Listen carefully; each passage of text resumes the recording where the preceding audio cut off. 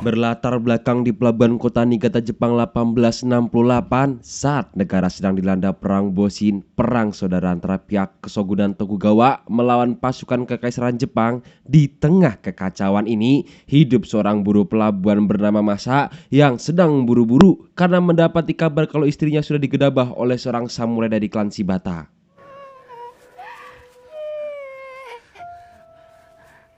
Malam harinya, Masa yang tak terima harga diri keluarganya telah diinjak-injak pun nekat mencari samurai yang telah memperkosa istrinya dan ya, Masa menikam sang samurai yang mabuk dengan brutal hingga keos. Akibatnya, Masa kini ditangkap oleh klan Shibata untuk dieksekusi mati. Sementara itu, saat ini pejabat klan Shibata sedang mengadakan pertemuan dengan klan dari Kesogunan. Kesogunan mendesak untuk segera mengirim bantuan infanteri untuk berperang mengalahkan tentara kekaisaran.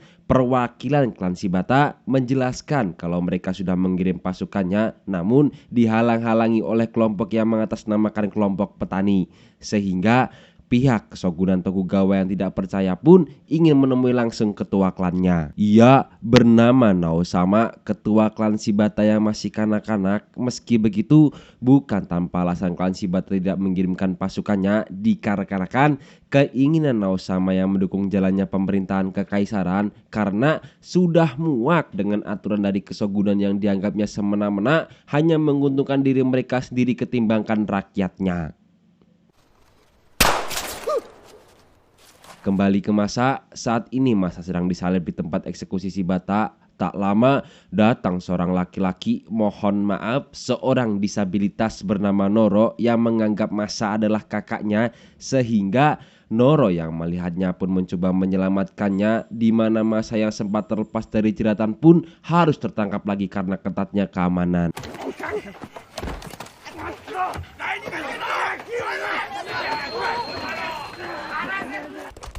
Orang yang kita tonton sejak awal tadi bernama Mizoguchi. Ia tangan kanan sekaligus penasihat penting ketua klan. Selesai bertemu dengan pihak Kesogunan, kini ia harus dibuat pusing dengan kedatangan orang dari kekaisaran yang memberi kabar kalau besok pejabat dari kekaisaran ingin bertemu langsung ketua klan. Hal itu tentu tidak boleh terjadi. Dengan fakta pihak Kesogunan juga akan datang besok, jika kemungkinan kedua klan saling bertemu, kemungkinan besar Shibata akan jadi tempat perang yang akan merugikan bagi rakyat Shibata. Tidak ingin itu terjadi, Mizoguchi membentuk sebuah pasukan sementara untuk mencegah para tentara kekaisaran yang ingin masuk ke Shibata. Sampai tentara Kesogunan pergi, barulah Mizoguchi akan menarik kembali pasukannya. Mizoguchi menyuruh anak buahnya dengan memanfaatkan para tahanan kriminal di mana anggotanya berisi 10 orang tahanan termasuk Masa di dalamnya. Para tahanan yang ikut perang dijanjikan sebuah kebebasan setelah perangnya usai. Namun jika tidak ikut pun mereka akan dijebloskan satu sel dengan orang yang terdampak penyakit mematikan. Jadi tidak ada pilihan terbaik selain ikut berperang. Singkat cerita, esok pagi pun tiba. Para pasukan Kesogunan sudah sampai di kastil Shibata. Tapi jauh sebelum itu, Mizoguchi sudah merencanakan sesuatu dengan menyembunyikan ketua klannya dengan beralasan kalau beliau sedang sakit yang bisa menular agar pihak Kesogunan tidak bisa menemui ketua klan. Alih-alih pergi, tentara Kesogunan meminta agar diizinkan menginap beberapa waktu sambil menunggu ketua klan sembuh.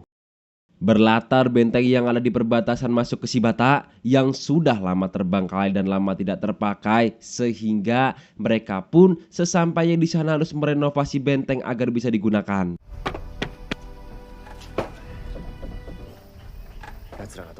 Tak cerita, malam pun tiba. Sejak awal hanya Masa sendiri yang tidak pernah percaya dengan peraturan yang telah ditetapkan oleh klan Shibata, sehingga saat makan malam tiba, saat semua sedang asing menceritakan kehidupannya masing-masing, Masa buru-buru menghabiskan makanannya dan segera mungkin melarikan diri. Namun karena Noro berhasil menyadari niatnya sehingga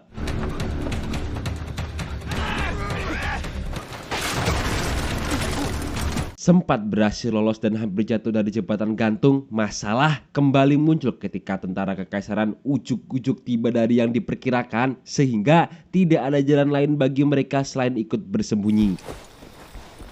Dan benar saja, tentara kekaisaran berhasil terkecoh dengan bendera kesogunan, namun karena tidak ada jalan lain ke Shibata selain melewati jembatan tersebut, bukannya mundur, mereka tetap melanjutkan perjalanannya.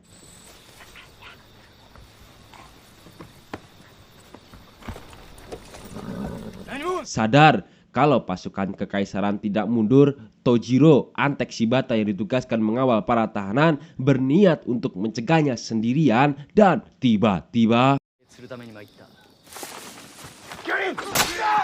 ya, gendut tahanan psikopat yang disegani sejak awal tiba-tiba menyerang musuh hingga akhirnya memicu semangat dari para tahanan lainnya.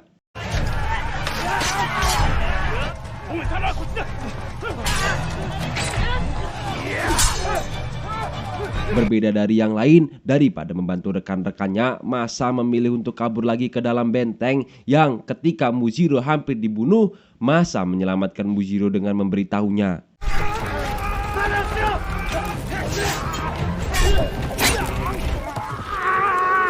Hingga akhirnya pemimpin dari tentara kekaisaran bernama Dora jatuh dari jembatan dan berhasil memukul mundur tentara kekaisaran.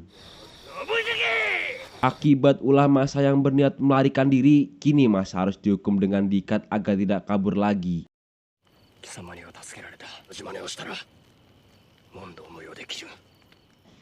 Besoknya, semua orang saat ini sedang menunggu suara yang telah dijanjikan oleh Mizoguchi yang kabarnya akan dikirim hari ini jika berhasil mengalahkan pasukan kekaisaran. Dan jika mereka menganggap tentara kekaisaran akan menyerah begitu saja, mereka telah salah besar karena pasukan kekaisaran sudah berada di posisinya dan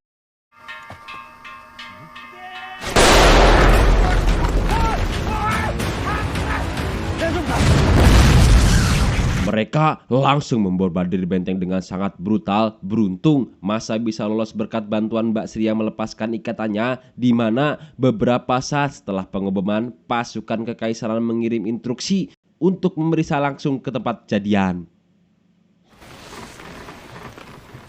Tidak ada satu orang pun yang terlihat di dalam benteng karena tertutup oleh asap yang tebal yang memang sengaja dibuat oleh Noro dan Sri. Dan tiba-tiba Mujiro dan para tahanan keluar dari dalam kabut dan mulai membantai satu persatu tentara kekaisaran. Dengan sekejap mereka berhasil membantai sebagian besar tentara kekaisaran. Namun hal itu tidak berlangsung lama karena tentara kekaisaran segera menyadari dari mana sumber asapnya berada.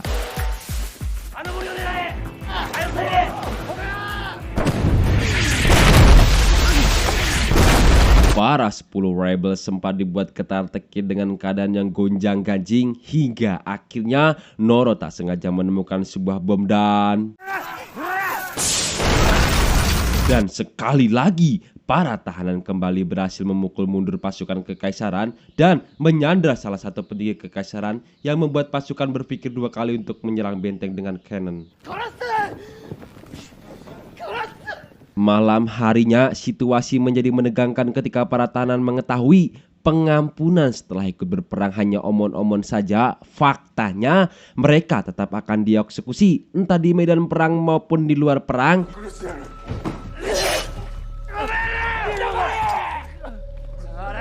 Sebagai orang yang paling dekat dengan Mizoguchi, Urui meminta maaf karena ia juga baru tahu juga. Ia berjanji akan membujuk ketua Mizoguchi untuk melepaskan para tahanan jika perangnya selesai. Besoknya, tentara kekaisaran tiba-tiba menawarkan kepada para pemberontak untuk bergabung menjadi tentara kekaisaran. Entah apa yang mereka rencanakan, tentu Masa dan tahanan lainnya yang sudah muak dibohongi pun tanpa pikir panjang mau menyerahkan dirinya. Dan tiba-tiba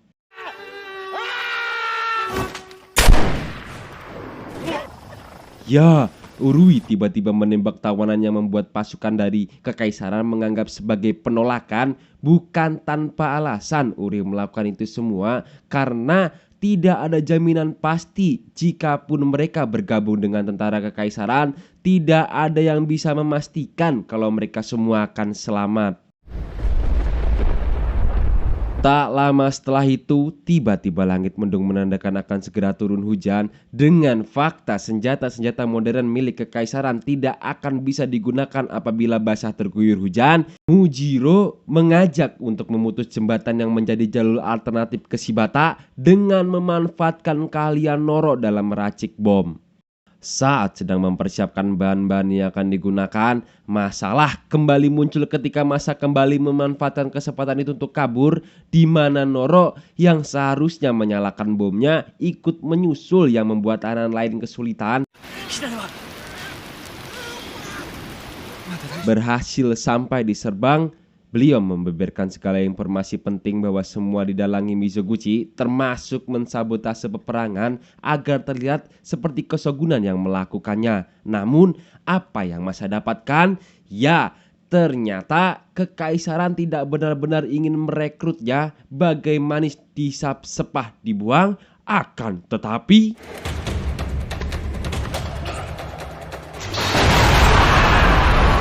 lagi dan lagi Noro berhasil menyelamatkan Masa untuk kesekian kalinya, yang ketika Noro dan Masa berhasil lolos sampai ke tengah-tengah jembatan, salah satu tahanan yang dicap tanpa mengorbankan dirinya agar api yang dibawa tetap menyala dan meledakkan dirinya bersama jembatan.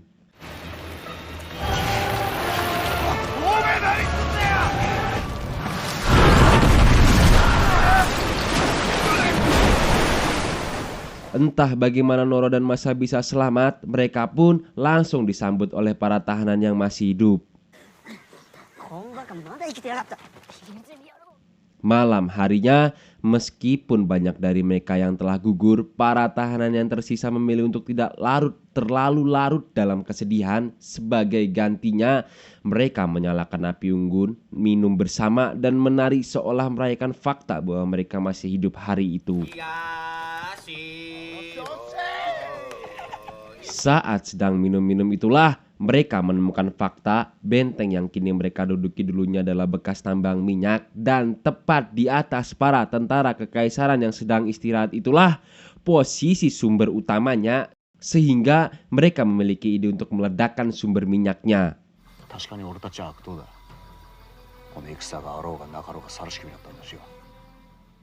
Sementara itu, di sisi lain, kedok Mizoguchi di Kastil Shibata perlahan mulai terbongkar ketika Kesokunan tiba-tiba berhasil menemui ketua klannya Shibata sebagai penembusan kesalahan dan menjunjung tinggi adat istiadat kental di Jepang. Mizoguchi harus melakukan harakiri. Namun, saat upacara harakiri sedang berlangsung, datang informasi dari Kesogunan kalau kastil mereka sedang diserang.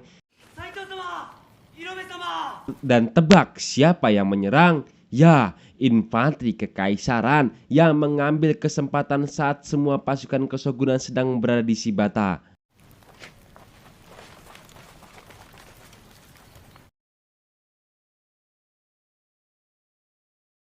Kembali ke masa CS, dan benar saja setelah beberapa kali hantaman pacul, terdapat sumber minyak yang masih aktif yang langsung membanjiri para pasukan musuh.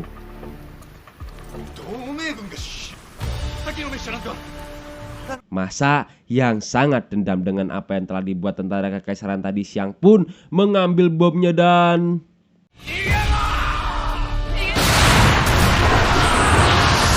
seketika para pasukan kekaisaran dibuat mobrak-mabrik gak karuan, termasuk Masa CS yang terkena sambaran api karena berada di dekat sumber mata minyak.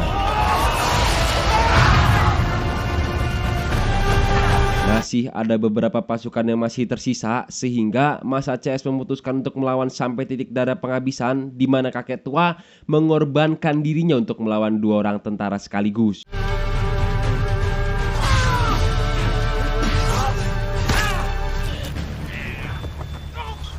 Sementara Noro, Masa, dan yang lainnya kabur masuk ke dalam benteng dan berhasil memotong jembatan seutuhnya. Keesokannya, dengan fakta kalau mereka sudah berhasil mengalahkan pasukan kekaisaran, Masa pamit undur diri untuk menemui sang istri tercinta, sementara Urui dan para pemberontak yang tersisa memilih menunggu Tuan Mizoguchi yang katanya akan segera datang untuk menjemput mereka. Saat di tengah perjalanan itulah, Masa tidak sengaja berpapasan dengan Mizoguchi CS dengan fakta kekaisaran berhasil mengalahkan kesogunan. Kini klan Shibata resmi beraliansi dengan kekaisaran dan seperti yang kita ketahui, bedes yang satu ini telah mensabotase peperangan dengan mengecap para tahanan yang membentuk sendiri yang telah membela mati-matian. Sekarang harus ia singkirkan demi menghilangkan bukti kalau klan Shibata pernah bersekongkol dengan kesogunan.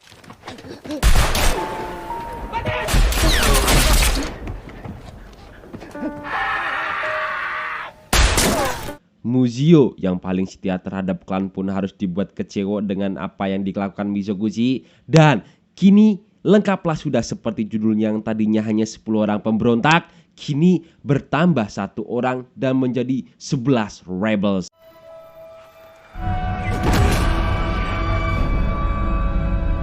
Masa yang melihatnya pun tidak tinggal diam saja sehingga ia meminta ke Noro untuk memberitahu di mana letak bom yang masih tersisa. Noro langsung bergegas mengajak Masa ke sebuah gudang penyimpanan yang sesampainya di gudang, Masa meminta Noro untuk pergi melarikan diri sementara dirinya akan mengecoh musuh.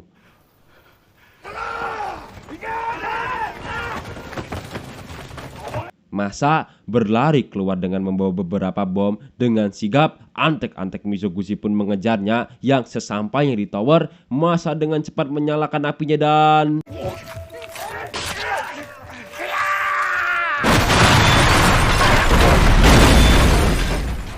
pada akhirnya, kini hanya Noro dan Sri yang tersisa. Mereka berdua menemui istri Masa yang kini bekerja di rumah bordil sebelum memulai kehidupan yang baru. Sementara Mizoguchi, namanya kini sangat dikenal, berjasa di kalangan masyarakat karena berhasil menghentikan perang besar.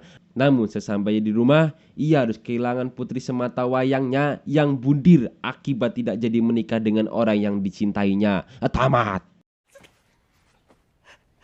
せかな